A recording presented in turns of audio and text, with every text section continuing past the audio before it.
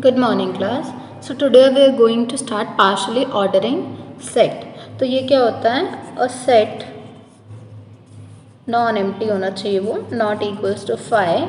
A non empty set with a partial ordering relation R is said to be a partial ordering set. तो एक partial ordered set क्या होता है? Set के साथ partial ordering relation लिख दो तो ये क्या बन गया हमारे पास? पार्शियल ऑर्डरिंग सेट, या फिर उसको बोलते हैं पो सेट. ठीक है, पार्शियल ऑर्डरिंग सेट या फिर पो सेट. तो इसके एग्जाम्पल क्या होंगे? देखो, अगर मैं लूँ set of natural numbers along with divisibility, ठीक है, ये साइन क्या है? डिविजिबिलिटी का. तो अब ये चेक करो कि क्या ये पार्शियल ऑर्डरिंग सेट है. तो हमें देखो सेट के लिए तो क्या चेक करना है कि वो नॉन एम्प्टी होना चाहिए. तो सेट ऑफ नेचुरल नंबर्स तो नॉन एम्प्टी है ना, हमारे पास कितने सारे नेचुरल नंबर्स आते हैं. तो ये जो डिविजिबिलिटी है ना, हम डिविजिबिलिटी का चेक करते हैं कि डिविजिबिलिटी के लिए कैसे होने वाला है.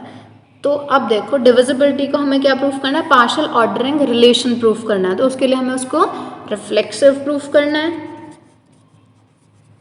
रिफ्लेक्सिव प्रूफ करना है, एंटी सिमेट्रिक प्रूफ करना है एंड ट्रांजिटिव प्रूफ करना है ना. तीन चीज़ें प्रूफ करनी है. तो let's start with reflexive. Reflexive का क्या मीनिंग होता है कि हर एलिमेंट खुद से रिलेटेड हो. रिफ्लेक्सिव में हम सिर्फ एक ही एलिमेंट लेते हैं. तो let a belongs to the set and we are required to prove a divides a, because हमें प्रूफ करना है कि a is related to a. Related का यहाँ पे क्या साइन है? डिविजिबिलिटी.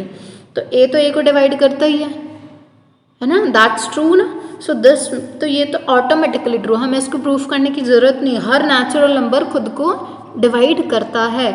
सो दिस मीन्स कि दिस रिलेशन इज रिफ्लेक्सिव.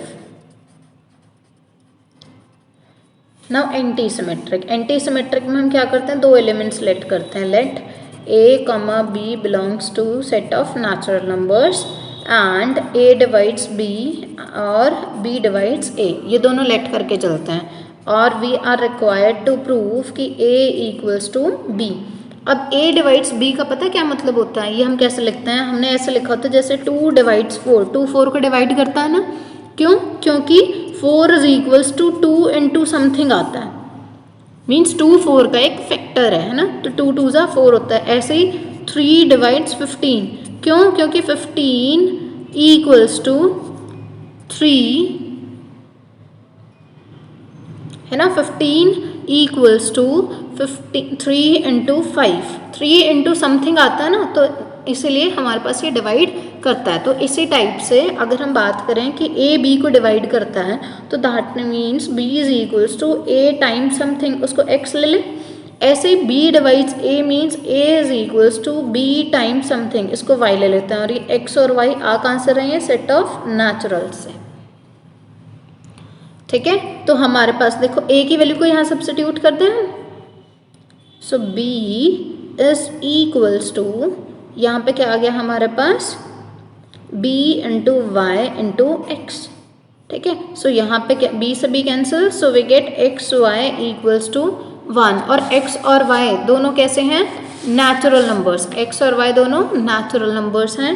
तो नेचुरल नंबर्स की प्रोडक्ट कभी भी 1 आती है? नहीं आती. कभी ऐसा देखा कि दो नेचुरल नंबर्स की प्रोडक्ट 1 हो? वो सिर्फ 1 इंटू 1 ही 1 होता है, और तो कुछ होता ही नहीं. So this implies x equals to 1 and y equals to 1. और जब x और y 1 हो गए, यहाँ पुट करो तो क्या आएगा? b is equals to a and a is equals to b. Means जो मेरी रिक्वायरमेंट थी वो प्रूफ हो गई है ना. अब जो बचा है वो क्या बचा है? लास्ट थिंग बची है ट्रांजिटिव. तो अब स्टार्ट करते हैं कि ट्रांजिटिव कैसे होगा.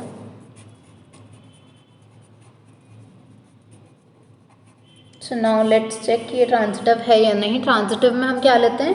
3 elements. Let A comma B comma C belongs to the set of natural numbers and consider A divides B and B divides C. है ना, A is related to B and B is related to C and we are required to prove that A divides C. हमें ये proof करना है कि A C को divide करता है ना। तो how we are going to do that, पहले वही डिफाइन यूज़ करो। Be A divides B means B is equals to A times something and B divide C means C is equals to B times something. ठीक है, तो हम क्या करें, यहाँ से B की वैल्यू यहाँ सब्स्टिट्यूट कर दें तो C is equals to AXY। तो what we get, C is equals to A times XY and XY is also natural number। यहाँ पे क्या था, X belongs to set of naturals और Y belongs to set of naturals। तो X into Y भी तो natural से ही belong करेगा, दो natural numbers का product भी तो natural ही आता है। So this implies कि A divides C और A divides C means my relation is transitive।